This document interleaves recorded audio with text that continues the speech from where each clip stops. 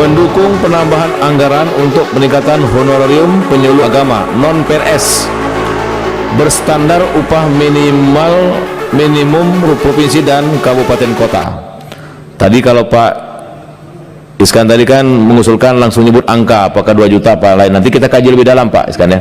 Tapi prinsipnya kita maksudnya pimpinan, saya pinginnya yang realistis gitu. Kalau dia 3 juta mungkin nggak ada anggaran kementerian, tambah aja 500.000 atau 1 juta, lebih realistis. Maka pada hari ini Senin 24 Januari 2022 Komisi 8 DPR RI menyelenggarakan rapat kerja Komisi 8 dengan Menteri Agama Republik Indonesia dengan agenda evaluasi pelaksanaan APBN tahun 2021. Pelaksanaan APBN tahun 2022 dan isu-isu aktual. Menurut laporan dari Sekretariat Komisi 8 DPR RI, pada rapat kerja hari ini telah dihadiri oleh secara fisik di ruang Komisi 8 sebanyak 12 anggota, secara virtual sebanyak 23 anggota dari 9 fraksi. Pada rapat hari ini memiliki makna yang sangat penting dan strategis karena membahas evaluasi pelaksanaan APBN tahun anggaran 2021 dan progres pelaksanaan APBN tahun 2022 beserta berbagai isu aktual mengenai pembangunan bidang agama sebagaimana tugas pokok dari Kementerian Agama Republik Indonesia. Kementerian Agama Republik Indonesia tahun 2021 memperoleh pagu anggaran sebesar 66 triliun 961 miliar 386 juta 822 ribu rupiah. Kemudian peningkatan honorarium penyuluh agama agar berstandar UMP atau kabupaten.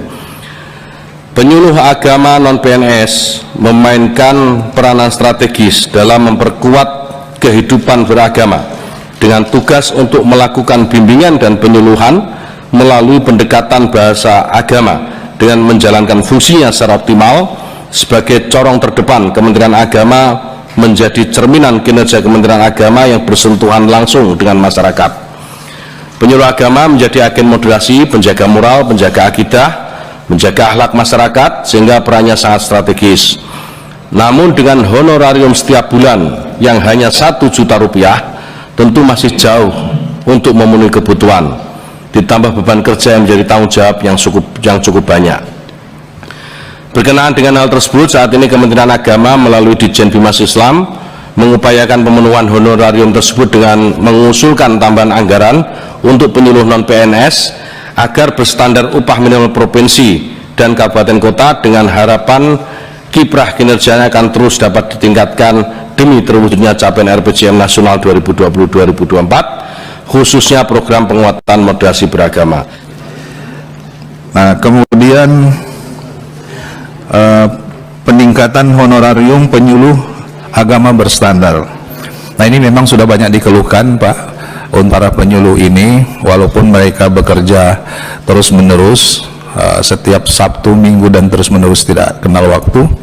Mohon juga diperhatikan supaya ada penambahan insentif untuk mereka. Pemasukan mereka dulu kan 500.000, sangat tidak masuk, kita perjuangkan jadi 1 juta. Nah, Menteri mengusulkan untuk sesuai dengan standar upah minimum. Itu terlalu ideal menurut saya. Saya ingin Menteri akan mengumumkan hari ini umpamanya 2 juta, itu lebih realistis, atau 2,5 juta kan kalau di DKI itu bisa upah minimum 4 juta, mungkin nggak, APBN kita nggak realistis. Saya inginnya bertahap aja, Pak Menteri umumkan umpamanya 2 juta umpamanya untuk penyuluh ini. Nah, biar kita enak dengan paket uang mensosialisasikan mereka. Saya ingin angka, saya tidak tahu di sini nggak disebut kira-kira berapa angkanya, cuma normatif saja ya. Itu Pak Ketua. Nah, yang Draft kesimpulan rapat kerja Komisi 8 DPR RI dengan Menteri Agama Republik Indonesia masa persidangan 3 tahun sidang 2021-2022 Senin 24 Januari 2022.